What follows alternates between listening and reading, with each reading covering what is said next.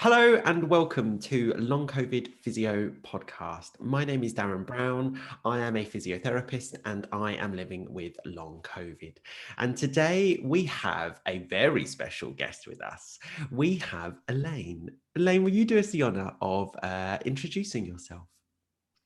Yes, thanks, Darren. So I'm a dietitian. I've been a dietitian for over 12 years now. So I have a background in neuro rehab, stroke rehab, and palliative care. And I also do some freelance work as well.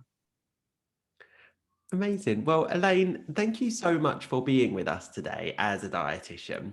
I know that we haven't formally met, have we? We met through our online group, peer support group for people living with long COVID. And so I can hear your accent, but I wondered where you were based. So I'm based in Manchester, but Are you? obviously from Ireland, not far from Dublin. So a place Oh, called yeah. Kildare. Yeah, but I've been here for over 12 years now. So I came here pretty much straight after university, and kind of stuck here now. Stuck. And Elaine, I wondered if you would be happy to share with us your own personal experiences of long COVID and what experiences you've had. Yeah, so I tested positive on the 28th of April 2020.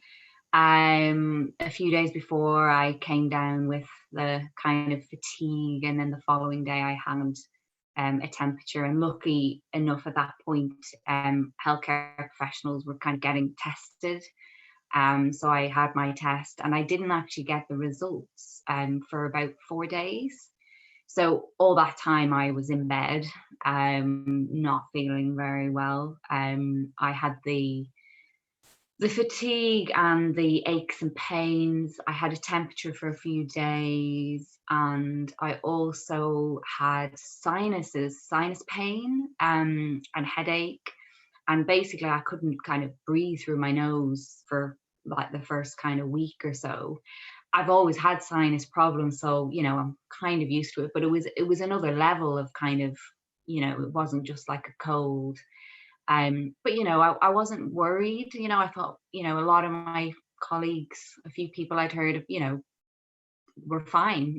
They came back to work after 2-3 weeks with maybe some fatigue. But so I was thinking, well, I'm young, I'm fit, I'm healthy, I'll be fine.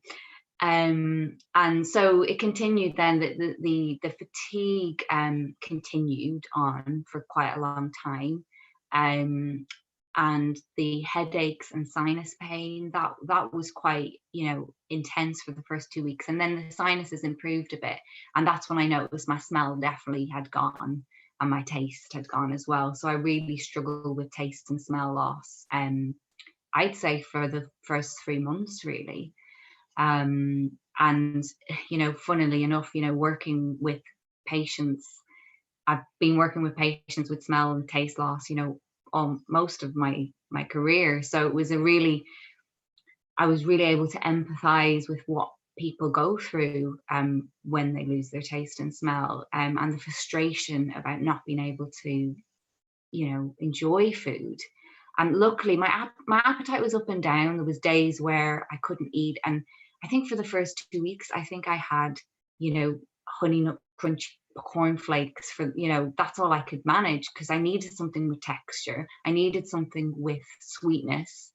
And I could manage to get that down, but I knew I needed to start eating a bit better, because I couldn't continue like that for a long time. And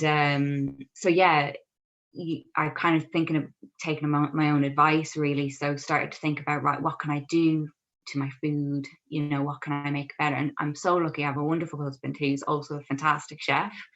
That's And very lucky. like really lucky. He does most of the cooking in our house. Oh, wow. Not envious. Yeah. No, I was telling him, oh, maybe we can try things like lemon chicken, which is something we wouldn't ordinarily have, but it's a really strong flavor, like sour flavor, and I really enjoyed that. And then obviously spices and things like that, which we normally eat anyway, but he was like putting a lot of spice into things, and I was like, no, can't get it. And he was like having head sweats. So, he was helping, and luckily I could eat. After the first kind of initial 2 to 3 weeks, I started to be able to eat. So yeah, that was kind of the initial stages. Like I said, the fatigue continued, and that was the real struggle. But the biggest struggle for me was the headaches. So my headaches, I think I had a week from week 2 to 3 where I didn't really have a headache. And then I remember the day it started. It was a Sunday evening, and the headache just came back again. I thought, oh, here I go again. So took all the the usual stuff, over the counter stuff, and nothing really was helping. And basically that continued for the next 8-9 months, was mostly daily headaches every day. So my fatigue kind of lifted after about 3-4 months, and but like I said, left with the headaches. So that was one of my main problems, really. Along with, I had some other random symptoms, like my knees were achy for 4 or 5 months. Like all of a sudden I just get achy in my knees. So wasn't sure what that was all about. Like random, like lumps on my lip out of nowhere, kind of went, like I was afraid initially, like it was this anaphylaxis, but it calmed down pretty quickly. Rashes as well. I had some rashes on my torso. Very, very random stuff. And then a couple of times I stood up after a rest or a lie down, and even mid-morning, sometimes I had to have a lie down, and I'd stand up and my legs would just literally go from under me, and I would just fall to the floor. That happened a couple of times. So that was quite frightening, really. Yeah, so wasn't really sure what was going on, but the GPs weren't sure either, to be honest. So like many people, they were, we were just kind of told to kind of just keep resting and get on with it, really, which I totally understand, because specifically back then, we definitely didn't know much about it. And there was no long COVID in those first 3 or 4 months. It's probably 6 months, I'd say. So yeah, that kind of happened, and I kind of started to think, I really need to seek some help, and I knew that getting referred to like a neurologist for my headaches through the NHS, that was going to be, a long wait. So I decided to see a neurologist privately, just on the phone, who started me on some medications and kind of was treating it like a migraine. Because I had like black dots, and I had some kind of what's the word, kind of symptoms of what a migraine, like I'd feel it coming on or getting worse, yet I'd have it all the time. So the medications didn't really make a difference, and unfortunately I then started having heart problems and palpitations. By that stage I was doing a little bit more activity, so that I don't know whether that was something to do with that, along with maybe a reaction to medications. And had a really horrible experience one evening when I woke up in the middle of the night. I wasn't anxious going to bed. It was just another headache, long COVID day. But I woke up in the middle of the night with my heart like pumping out of my chest, and like really, really intense palpitations. And I actually had pain down my left arm.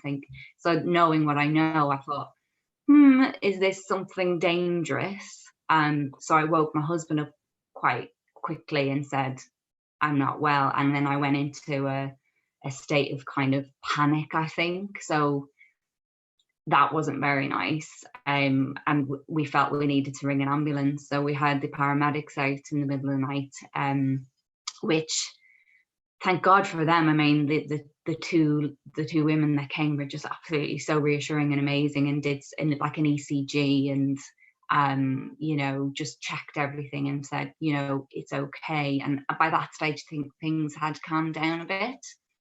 And they just said, look, we can bring you in, and then we spoke to a kind of an out of hours doctor who kind of said, look, you can go in and sit in A&E but you'll be there for a long time, or, Yeah. wait and speak. They weren't worried that I was having some sort of a cardiac event, basically, which was so reassuring. But yeah, so that happened. And then I because it was so frightening, I sought advice from a cardiologist and had an echo and an ECG, and ended up actually having a cardiac MRI, which was really reassuring because they didn't find anything. And I think for me, that was really, really important, because by that stage, I think we were 4 or 5 months in, I was starting to worry, think, what has this virus done to my body? Why am I feeling like this? And yeah, that was my first 4 or 5 months. And then there was a lot more coming out on kind of the social channels, the support groups around different things that people were being diagnosed with. And I was thinking, this sounds something called POTS, and I started looking POTS up. So that's postural orthostatic tachycardia syndrome. And I started looking it up and started looking at the symptoms. And I thought, I have a lot of these symptoms. I wonder whether that's something happening with me. So we're probably talking October time. I actually asked the neurologist to refer me to a specialist centre for POTS, because I'd done my own lying standing test, as you do, because you read up about it, and my heart rate was continually raised after 10 minutes. So I was kind of technically kind of fitting with the diagnosis criteria.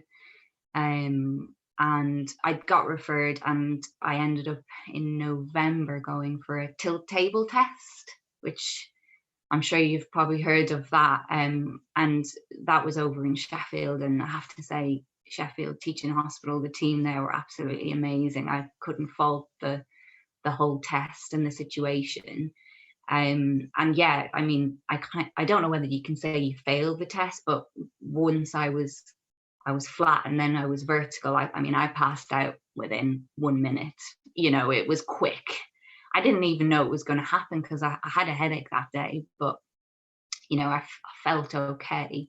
So something was going on with my heart rate, my blood pressure, and at the time they said, yes, your heart rate did go up, but your blood pressure went up and then dropped significantly, and hence why I passed out. So at that point, I was advised kind of the typical lifestyle changes for POTS, which is things like drinking enough fluid, like 3 liters a day, and actually increasing your salt intake, which again should only be done if a doctor has actually told you to do that, because we know salt isn't good for us. So I wouldn't advise anyone who's got long COVID just to suddenly start taking loads of salt. And actually the challenge of doing that, I can't believe how challenging it was. I mean, I work a lot with stroke, and that's one of the things we talk about, is reducing your salt intake because of obviously increasing blood pressure. But yeah, because I wouldn't have had a massively salty diet, I have salty snacks, but I wouldn't have processed foods or anything. So that was quite tricky, but I tried, started to measure it out as well, because the recommendations like 5-6 grams a day as a standard for somebody with POTS. And yeah, things improved a little bit with that, but not massively. I was also very aware of discussions that were being had on the social groups, and also some doctors actually recommending things like a low histamine diet for symptoms of long COVID, based off the fact that, there's a hypothesis that, long COVID is a form of mast cell activation where histamine is raised in the body. And obviously thinking, well, I'll try anything to feel better, as of course, that's our life, isn't it? When you have long COVID, you'll do anything. Yeah, you're desperate, aren't you, actually? You're absolutely desperate. So I thought, well, you know what, I have the knowledge. I'm pretty confident I know what I'm doing, so let's give it a whirl.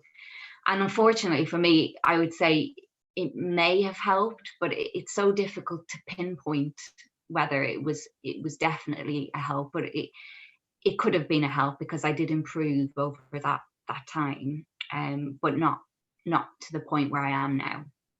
Got you.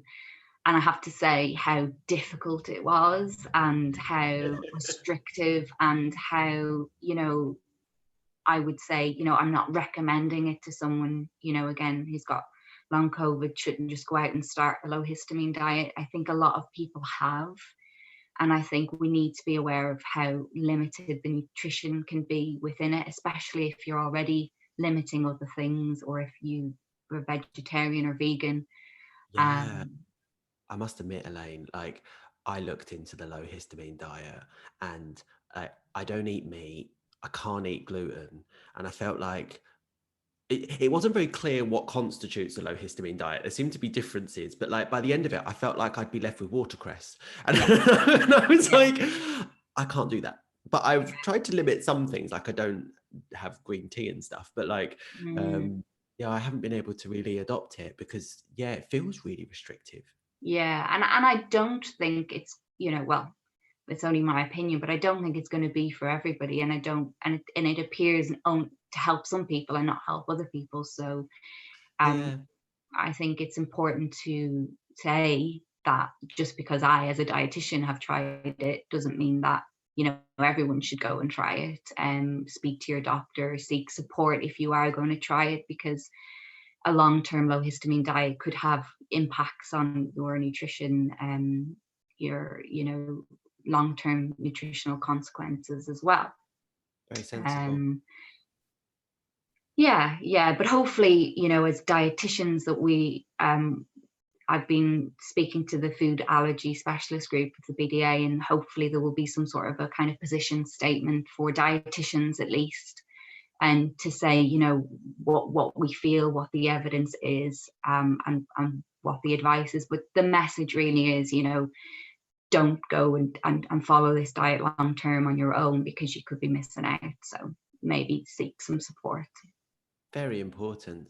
So Mm. it sounds like, Elaine, you would it be right to say that you are now kind of 10, 11 months of living with long COVID? Yes, it'd be 11 months today or tomorrow, I think. Yeah. So, yeah, I mean, I've definitely come a long way. And I think for me, it was really probably the end of January where I started to see a big improvement. And that's when I had my kind of official results from Sheffield and the POTS kind of test. And actually, I don't have full on POTS, which I was kind of, How at the interesting. time, at the time I was, oh, okay, this is good news, but that I had a form of dysautonomia, and this, postural orthostatic hypotension. And after speaking to the specialist nurse there, I realized I actually probably wasn't having enough salt. Right. And even though I was sure I was, because all I could taste was salt in my mouth for months. That's all I could taste. I've just got images of like a horse kind of licking a salt block now. Yeah, and luckily I like it, because I feel like, I've kind of been in some support groups, for POTS, patients, and I really feel for people, because some people really struggle with the taste of salt. And I mean, you can buy salt tablets and different kind of electrolytes and things, but again, I wouldn't say go out and buy things like that without speaking to your doctor. But I really, really hit home with the salt, but kind of at that point, kind of end of January, and I feel like that made a big difference, as well as raising, like, I sleeping with the head of the bed raised. Oh, do you? Okay. Well, no, I don't need to anymore, actually, but I did for yay. Yeah, because I was in the other room, so because my husband couldn't, he was like, I don't think I can do this. Yeah. So, but that was helpful, because it was basically like your body, it has less of a shock in the morning when you get out of bed, that you're not going from as flat, to standing up. And that's my understanding of it. Obviously, I'm not a specialist. Um, and yeah, the fluids, and then actually compression types as well. So again, my understanding is it's helping your blood basically pump back up to, up to your brain basically.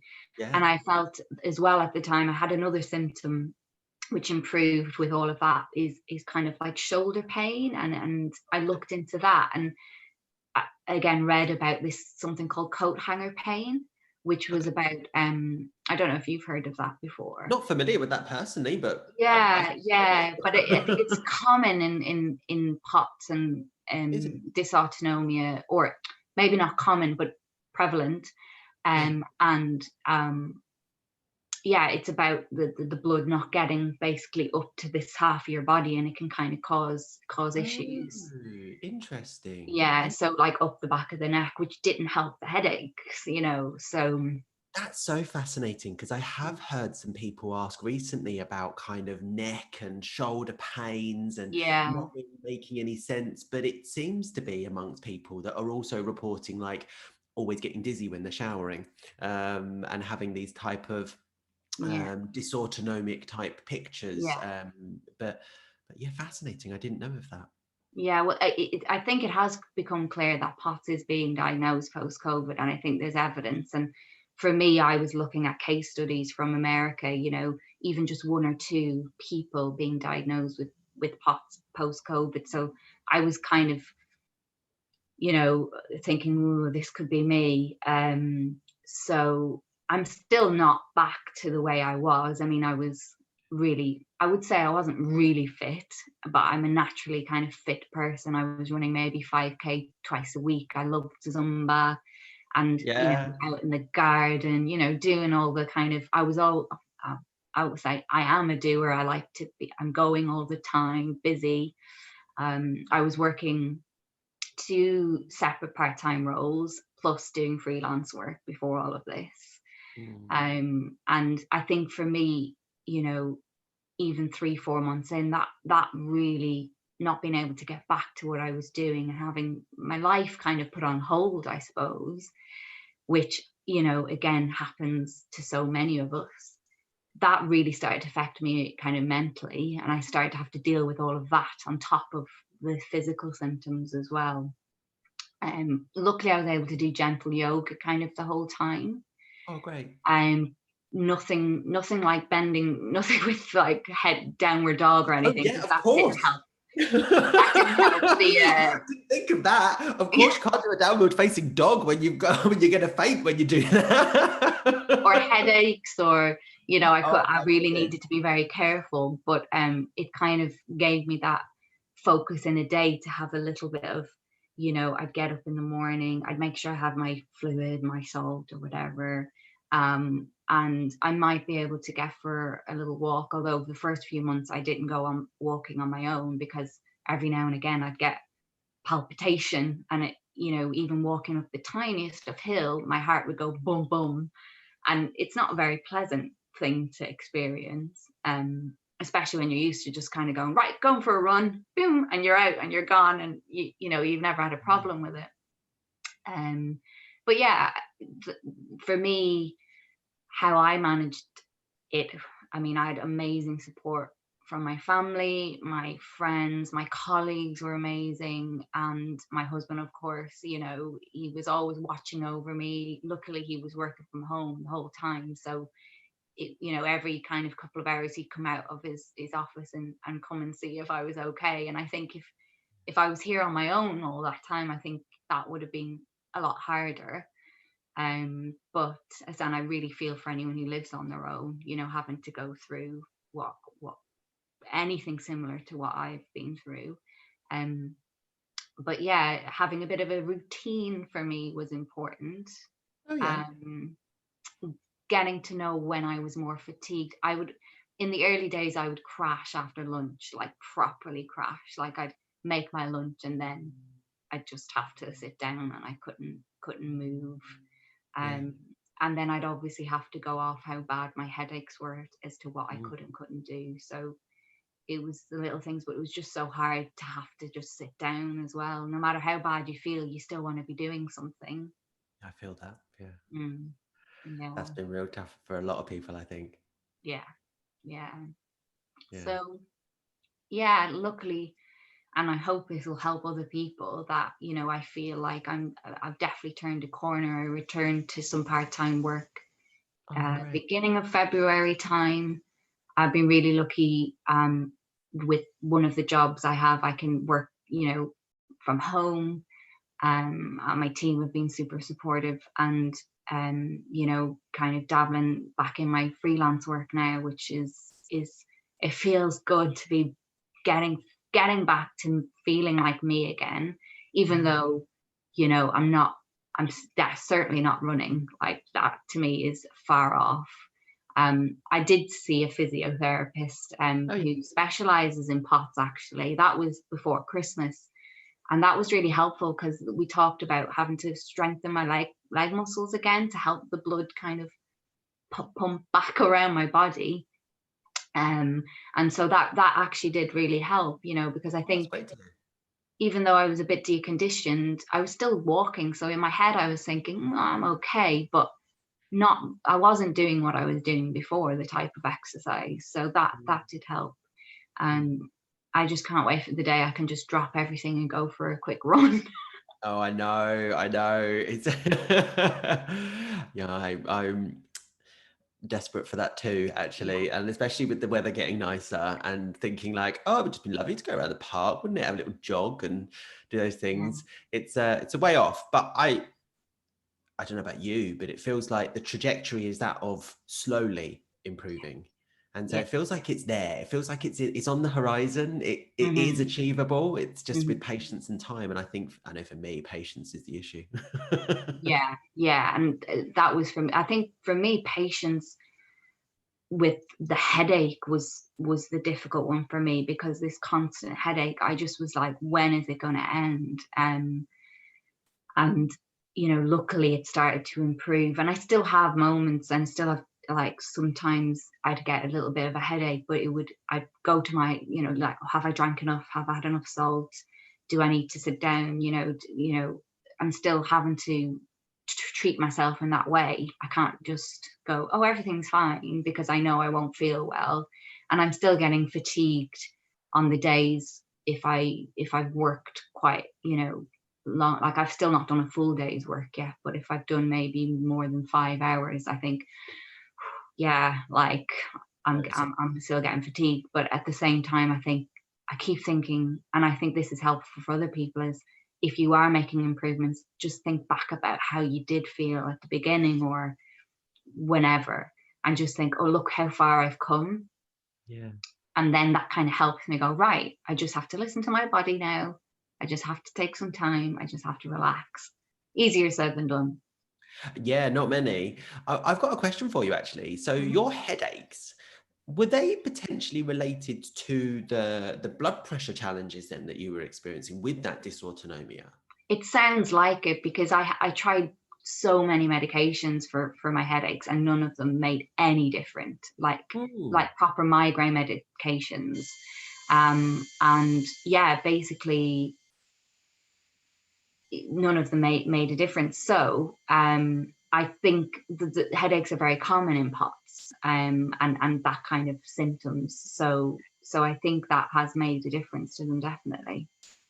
It's really interesting, isn't it? Because I think, there's lots of arguments about the term long COVID, about its use. So I'm a personal proponent of it, because I think what's nice about it is that it doesn't necessarily focus on the unknowns of the mechanisms that cause this. But one of the criticisms is it's such an umbrella term and covers the diversity. But I actually think that's a benefit of it, because Yeah. we know that people that have contracted coronavirus present with really different symptoms. And, if I just think about how you've described your symptoms, and they feel very different to the symptoms that I've experienced. Mm, But there's so many opportunities to share and learn from each other through mm, this, mm, because certainly peer support has become an incredibly important thing in the absence of a lot of people being able to access maybe healthcare services or be provided with the advice. And it sounds like you've had a really successful journey through healthcare, Mm, through both assessments and advice and treatments. mm. But I suppose one of the questions I had for you was, being a dietitian and going through this, has that been something that you felt has been of benefit to you, or has it maybe got in the way at times? Um, before I answer that, I'm just gonna have to plug this in. I didn't realize my laptop wasn't plugged in. How Oh, stupid. plug in, yeah, plug in.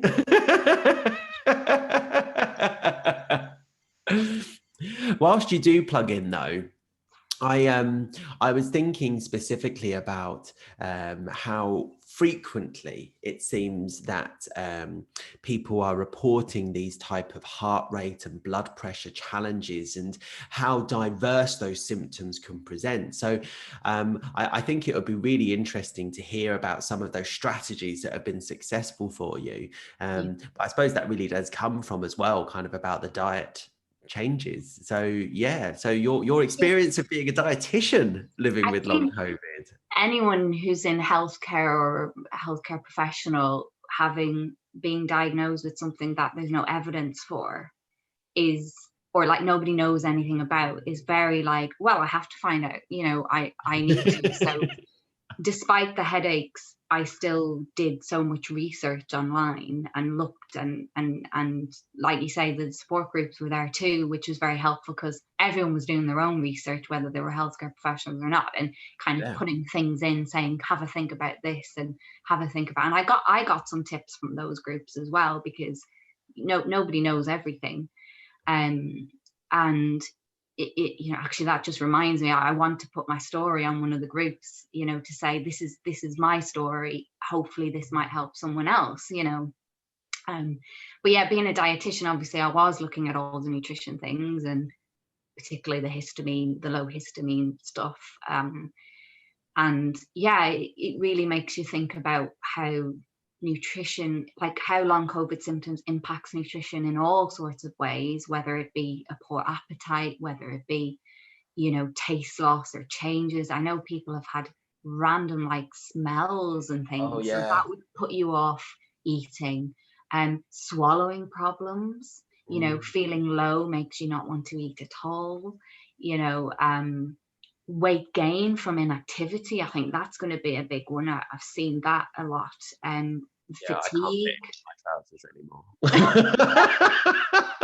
Like, I really need to get back into the Oh, exercise, and I really cannot wait for the day that I can start to exert myself again, I because it know. is not fun. No, and that has a big impact on your mental health as well, like your body changing, or you know, it might be, for me, exercise has always been a way of kind of de-stressing as well. So Um, many people have said that. Absolutely, yeah. um, but having to accept that Mm. has been a real challenge. Um, yeah, and the fatigue in terms of nutrition, making food, or like even being tired when you're eating. I know I had times where I was eating, but I was so fatigued that I just couldn't finish the meal, and I'd have Mm. to go and lie down in the middle of a meal. So I'm sure that's happened to a lot of people as well. So there's so many. I think nutrition is impacted from so many of the symptoms of long COVID, and I think it's really important that we raise awareness of that as well. Obviously, I'm passionate about that as a dietitian. um, Luckily, I've been involved in some work with the University of Plymouth and the BDA, and hopefully there'll be some guidelines coming out soon around nutrition and long COVID from that.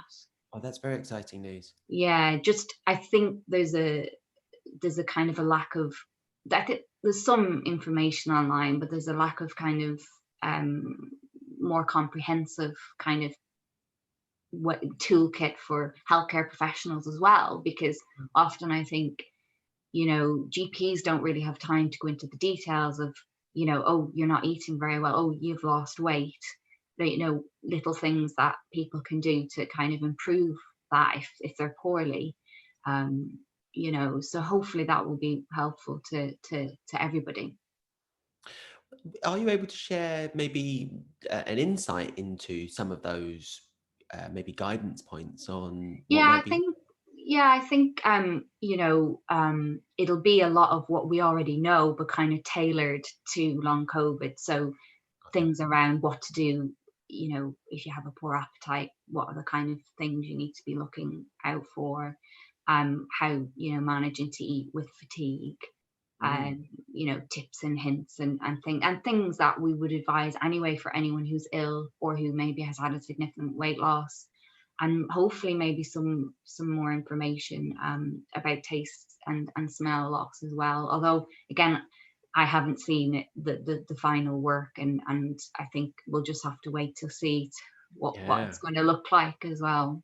a big unveiling, hopefully. Yeah, hopefully I'll certainly be sharing on your through you and through Oh my goodness. this. Well, we would love to share that on our website. Great. Absolutely, more than happy to do that, because I think this is the type of information that a lot of people are actually looking for, aren't they? Because, food, diet, nutrition, it's part of our lives. It's essential. It's in every aspect of our fibers of what we do in our days. And when Yeah. health and illness impacts on that, it really does impact people. And I think that, currently within the topic of long COVID, where we don't really have any confirmed evidence yet on what are the mechanisms that cause long COVID. So therefore, because of that, we don't really have any proven interventions even. A lot of the advice feels like the generic advice, doesn't it? That's for Yeah. kind of like healthy living. Yeah. And I know that certainly some of that is great, but it doesn't feel specific enough to long Mm, COVID. And equally so, mm, maybe doesn't take into consideration some of the safety aspects of that. Like I know from my perspective as a physio, that's particularly around the exercise and physical activity. And I wondered if, is that similar or different in terms of the advice that's coming out around, just eat your 5 fruit and veg a day, have a healthy diet, balance, blah, blah, blah. Does that directly relate to long COVID, or is there more nuance and specificity and targeted information that may be needed that's emerging because we're learning more now about long COVID?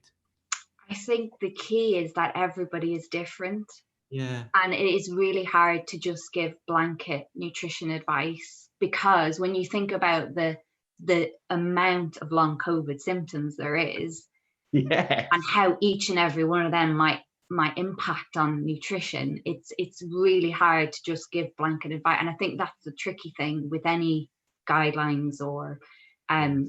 obviously they'll try to give safe advice for this, that, and the other, but ultimately a tailored individual consultation would be the gold standard, with a registered dietitian or registered nutritionist, um would be so it's really tricky, I think. And I don't think nutrition will ever be one size fits all, which I'm sure a lot of people agree with. um but yeah, I watch this space, I suppose. Yeah. And I don't know whether diet and nutrition has a central point in kind of like the guidelines that have come out, like around the NICE guidelines or the NIHR's evidence synthesis. But I know that at the moment that it doesn't appear that dietitians are commonly placed in long COVID clinics that are Yeah. developing. And I'm wondering if that's a missed trick. Yeah, I mean, I think I've heard of one dietitian working within a long COVID clinic.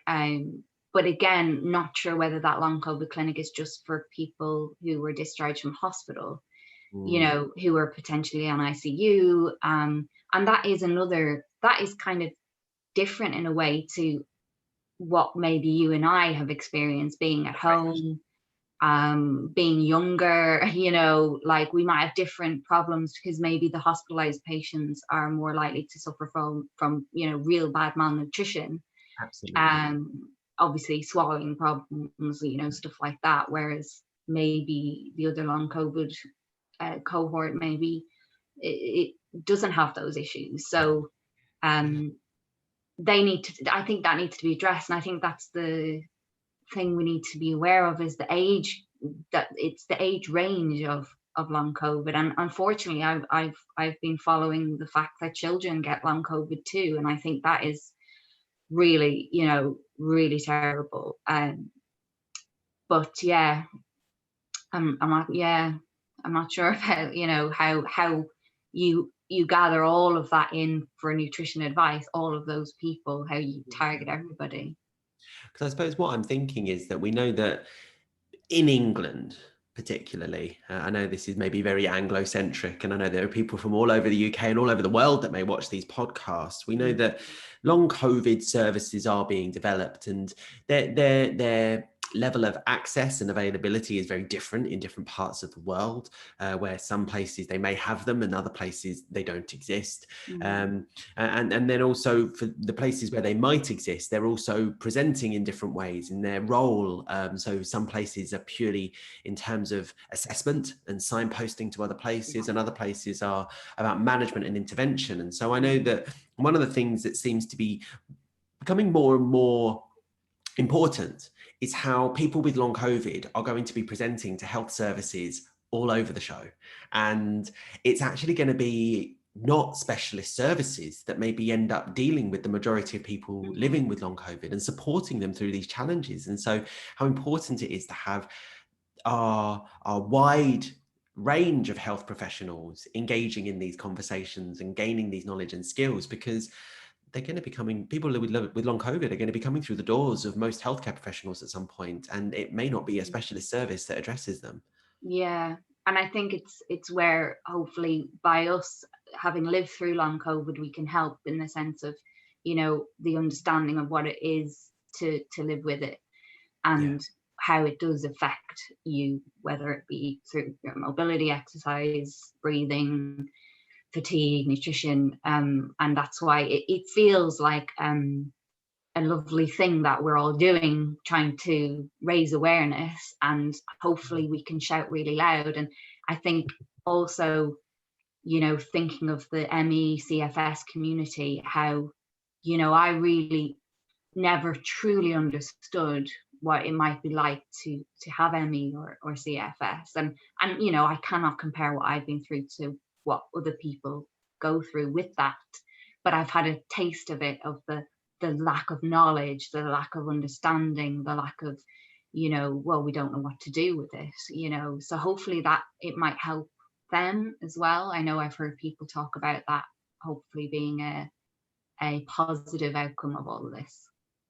Absolutely. And I think you're completely right, because there's so many opportunities for knowledge to be translated in different directions. And I Yeah. know that we've learned so much and been so grateful to those communities, particularly people living with MECFS, for the knowledge they've shared with us. Like I'm sure a lot of that knowledge around dysautonomia and POTS probably coming from those communities. And then people with long COVID were going, that's what I've Yeah, got. yeah, um, definitely. and so it's a real hope, isn't it, that the global attention that's now coming to long COVID is not just attention that focuses solely on long COVID, but has advantages and benefits beyond that, and that ripple effect that comes out in many different directions. And I think what's clearly coming out of this is the holistic, person-centered and multidisciplinary care that is required, and actually listening to what people living with the health condition are going through, because who better to know? Yeah, absolutely. And I think I don't know where I'd be today if I hadn't, sought kind of, support from those groups, or just asked like random questions that I knew only they would understand, if you know what I mean. Like, and everyone is generally so supportive on them, and I real I thank I know there's a few particular people who started that group way back in May, I think it was. But then all the other things like yourself and other groups have just, kind of come out of it as well. It's just fantastic to see. Yeah, and I know that we're very grateful, because obviously you've joined us at Long COVID Physio, and I know that certainly in Long COVID Physio, where we don't want to just be physios, we're also a space for allied health professionals, and so we're really grateful for you joining us and contributing your knowledge and skills as well, and equally so in this type of format as well, where we are able to share our experiences and share our stories, and I'm very grateful for you for doing that. I've got one last question for you, if that was all right. Mm-hmm. If there was one thing that you could share to two different groups of people, So the first being healthcare professionals, and the second being people living with long COVID. What would be one message that you would like to share to those two separate groups of people? What's an important message for you that you would like them to hear? From a healthcare professional point of view, is just to listen, really. I'm lucky that most of the GPs I spoke to, quite a few of them, listened to me. And some of them were very honest with me and just said, we don't know. But they listened, and that really helped me. There was several conversations, where I was like, I just feel listened to. So that was nice. So I think that's really important. Even if you don't know what to do, it's listen.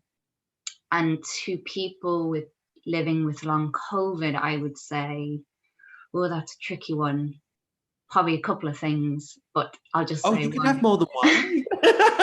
is kind of, I think you've probably covered this before, but that acceptance that you need to just be and give your body time, whilst doing all the things you've been advised to do or not do, but accept that also that you're not going to, hopefully not going to feel this way forever. And I think that, to me, has been something that I've said to myself, this isn't forever. The way I feel now, hoping, and luckily I'm getting there. So I hope that helps other people. If they're in a bit of a tricky time at the moment of their journey, to just say that to themselves. Yeah, I think that's a really important message actually around the topics of acceptance and optimism. So I know acceptance of maybe accepting the symptoms and how challenging they are, to be able to then accept help and support from others. I know, for example, one of the biggest things I struggled with was accepting how much fatigue I was experiencing, and that I needed to use a walking stick at one point. And I was not using a walking stick. I'm 37 years old. But as soon as I started using it, it made the world of difference. But certainly optimism was a really important thing as well, about being optimistic that this will not be me forever, being optimistic that if I do live with this for a long time, I can adjust and manage and cope, and still have good quality of life, even with some of these symptoms. And I know that that's a really difficult thing to accept, but it's an aspirational thing to work towards, isn't it? Yeah, definitely.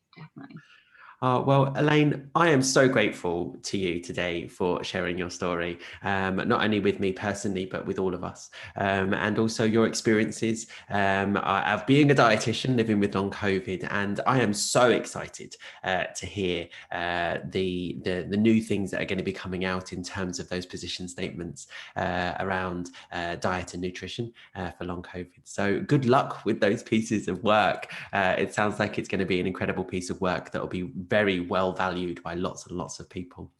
So I want to say thank you very much for today. Thank you.